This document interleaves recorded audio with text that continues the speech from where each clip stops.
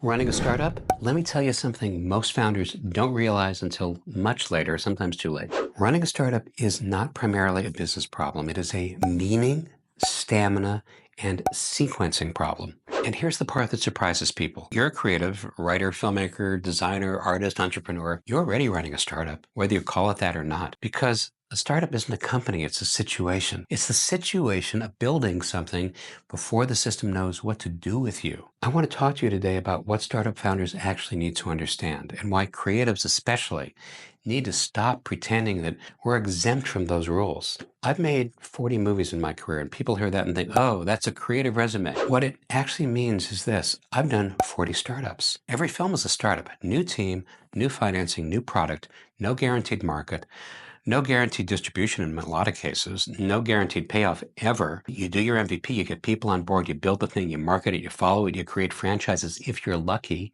That's a startup. And once you see that, a lot of confusion clears up because biggest mistake founders make, especially creative founders, is believing that talent, intelligence, or passion will somehow exempt them from the laws of startup reality. They won't. So let's start with the first thing founders need to understand. A startup is not about growth. It's about survival long enough for growth to become possible. Most people think startups fail because the idea was bad. Almost never the case. They fail because the founder underestimated how long it would take for the idea to find its footing and overestimated how much emotional, financial, and psychological strain they could absorb during that time. Let's talk about something that almost no one names honestly: timing grief.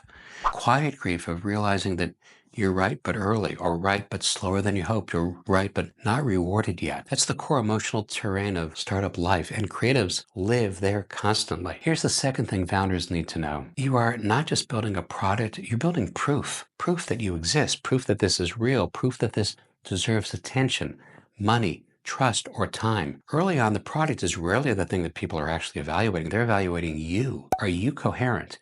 Are you persistent? Are you learning? Are you still standing? I've watched this play out in Hollywood, in tech, in venture rooms, and in creative careers. People don't invest when things are perfect. They invest when they believe in you, believe in your team, and sense your durability. Because when you're in the venture shark tank, we know you're wrong about something. Every founder is wrong about something. We just don't know what you're wrong about yet. And when we bet on you, we're betting that you will listen to the signals, figure out when you're wrong, and pivot when you have to. That's why so much early startup advice feels useless. It focuses on tactics, not trajectory, which leads to the third truth. A startup is not a sprint, but it's also not a marathon. It is a sequence. This is one of the most dangerous misunderstandings. People say it's a marathon as if endurance alone is enough. It's not. If you run hard enough in the wrong direction for a long time, that is not persistence, that is erosion. Startups require sequenced persistence. Different phases demand different behaviors. In the beginning, your job is not to scale, it is signal. Signal that this thing exists. Signal that it works at some level. Signal that someone cares. Later, the job becomes coherence. Can this repeat? Can this be explained? Can other people carry it without you? Only much later does scale actually matter. Most founders and most creators skip these phases. They try to scale before they can stabilize. They try to get money before they clarify. They try to expand before they understand what's actually working. And that's usually when the system breaks. Here's another hard truth. Running a startup means accepting that invisibility is part of the process. This is where creatives struggle the most because invisibility feels personal. When you put something into the world, your film, your product, your app, your writing, and it doesn't immediately land, the mind fills with blanks. Maybe I'm not good enough. Maybe this isn't real. Maybe I missed my moment. But invisibility is not feedback. It's just a phase. I've seen extraordinary films struggle to find an audience at first and then become classics. I've seen founders dismissed for years before the market finally caught up with them. The system does not reward quality on a schedule that feels humane, which brings us to the real engine of startups: persistence with intelligence. Not blind persistence, not stubbornness, but persistence that observes, adapts, and continues. This is the core idea behind fearless persistence. Fearless doesn't mean fearless of failure. It means fearless of time.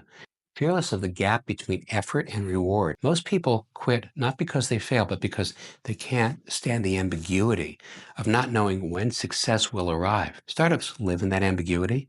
Creatives live there too, which is why every creative should understand themselves as a founder. You are assembling resources. You are making bets. You are shipping imperfect visions.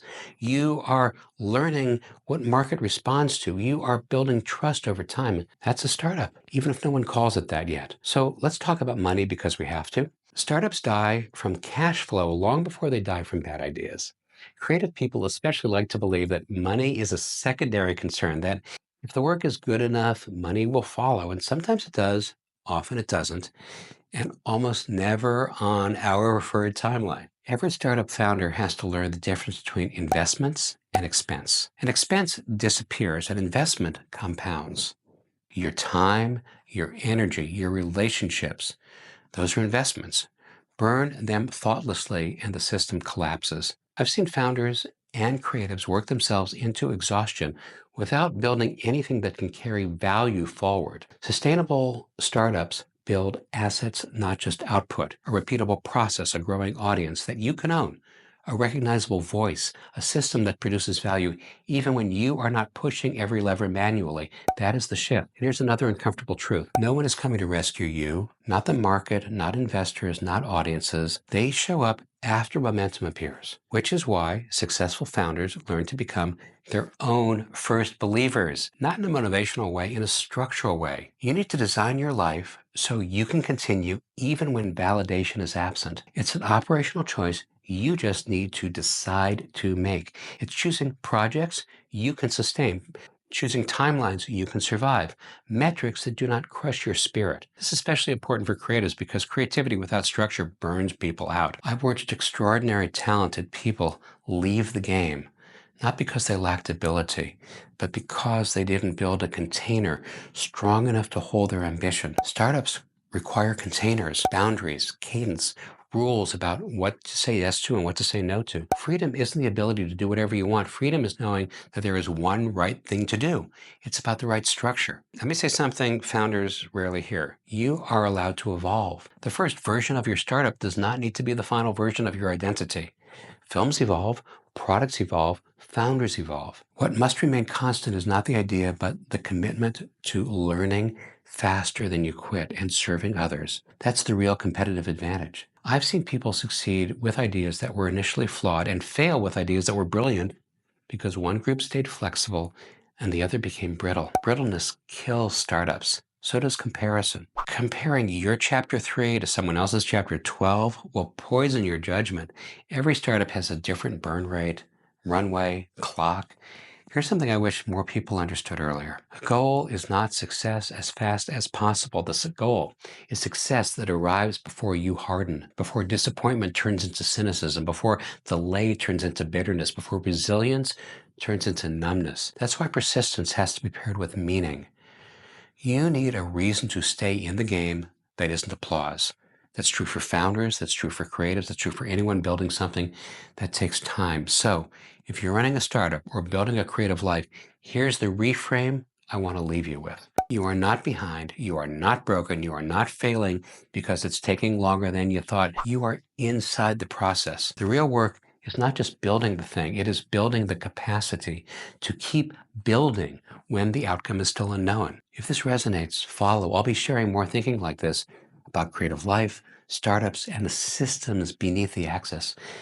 And if you're still standing, you are doing better than you think. How does this feel for you? Drop it in the comments. I want to hear from you.